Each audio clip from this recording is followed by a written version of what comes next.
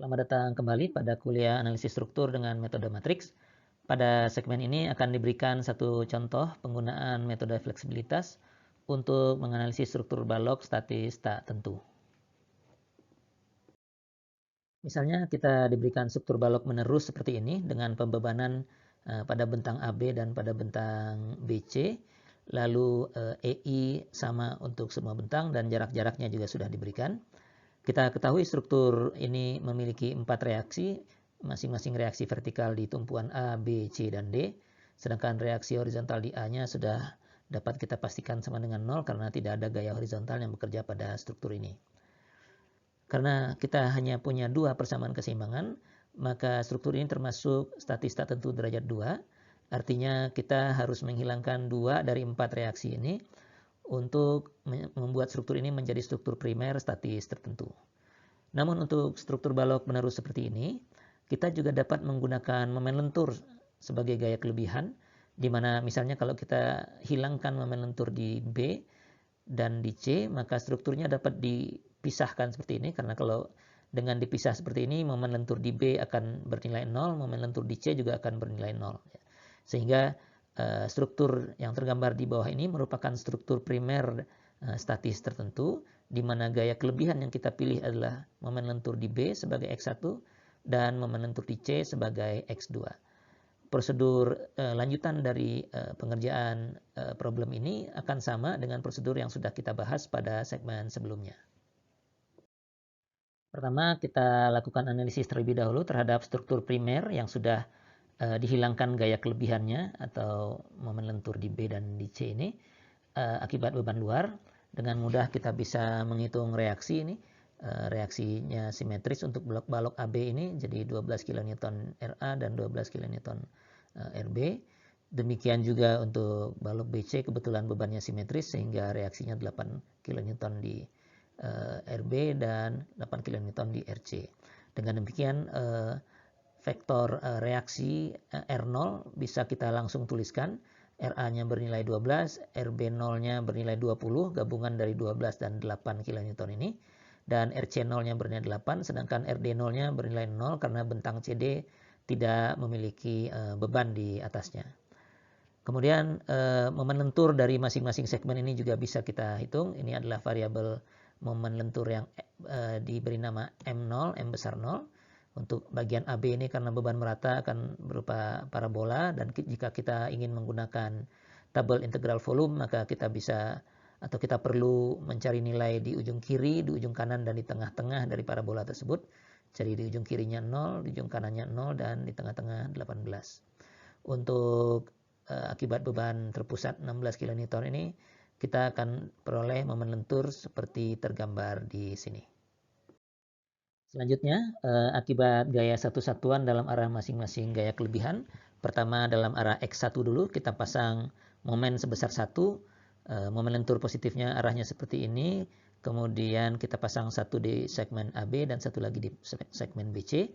Akibat momen lentur ini kita bisa menghitung reaksi dengan keseimbangan yang biasa saja. Selanjutnya juga kita bisa tentukan momen lentur dari masing-masing struktur ini. Ini adalah M kecil 1 karena diakibatkan oleh gaya satu satuan dalam arah X1. Momen lenturnya akan berbentuk segitiga seperti ini, dan ini bisa kita manfaatkan untuk perhitungan menggunakan tabel integral volume nantinya. Selanjutnya akibat gaya satu satuan dalam arah X2, X2-nya adalah momen lentur di C seperti ini, kita akan dapatkan reaksi demikian, dan momen lenturnya adalah seperti ini. Nah, reaksi-reaksi ini bisa kita masukkan ke dalam matriks R kecil, di mana urutannya dari tadi adalah RA, RB, RC, dan RD. Jadi R kecilnya akan berisi 0,167 untuk RA. Ini 0,167 minus dari sebelah kiri dan minus 0,167 juga dari sebelah kanan, sehingga RA di sini menjadi minus 0,33 dan kemudian positif 0,167 dan 0 untuk RD-nya. Untuk kolom kedua itu berarti hasil dari gaya satu satuan dalam arah X2. Reaksinya adalah 0 untuk RA, kemudian 0,167 untuk RB. Gabungan dari dua ini menjadi minus 0,33 untuk RC dan 0,167 untuk RD. Jadi ini adalah matriks reaksi akibat gaya satu satuan yang nanti akan kita gunakan untuk menghitung reaksi-reaksi selain dari gaya kelebihan. Setelah memperoleh momen-momen lentur M besar 0, M kecil 1, dan M kecil 2 ini, maka momen lentur ini bisa kita kombinasikan untuk mengisikan komponen-komponen dari persamaan kompatibilitas. Pertama, delta 01 itu menggabungkan M0 ini dengan M1 yang di bawahnya. Jadi ada dua suku, yang pertama antara parabola dengan segitiga yang ini, dan segitiga yang ini harus dibagi dua karena di tabel tidak ada bentuk segitiga yang seperti ini, jadi kita harus bagi dua di tengah.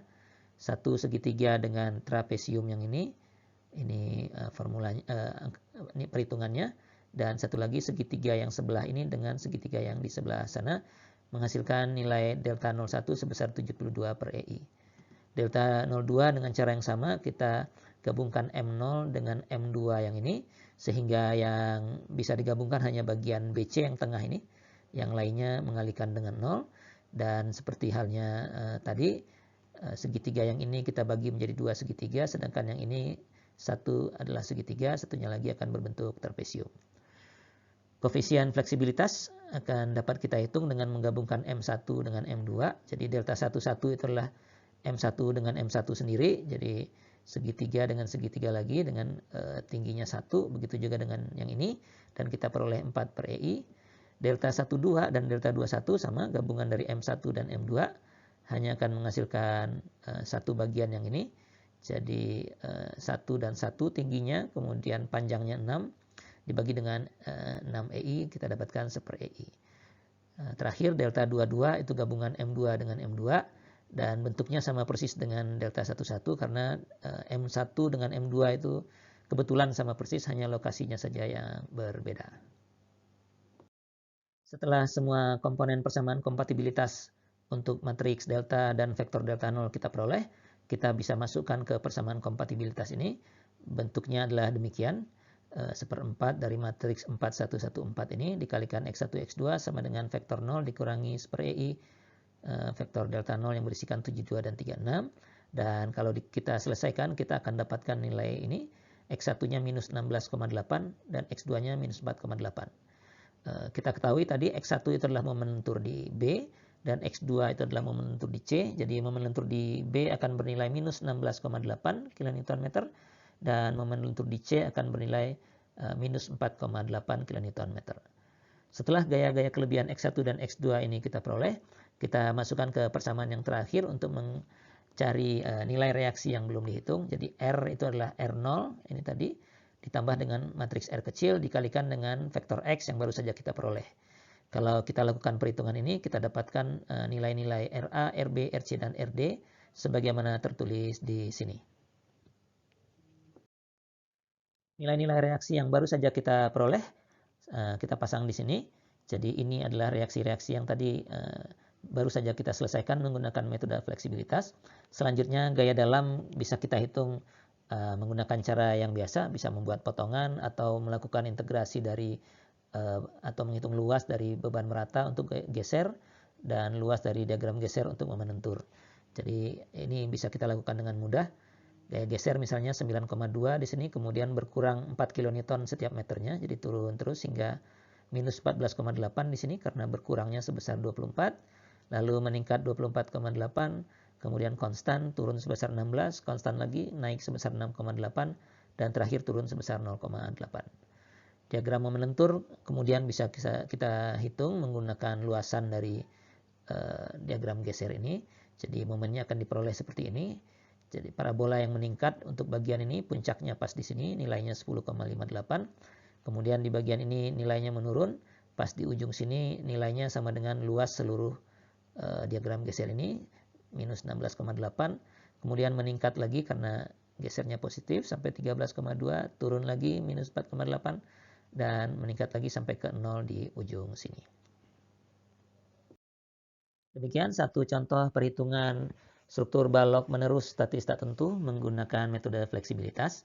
Pada segmen berikutnya kita akan bahas satu contoh lagi yang melibatkan struktur portal statis tak tentu. Sampai bertemu pada segmen berikutnya.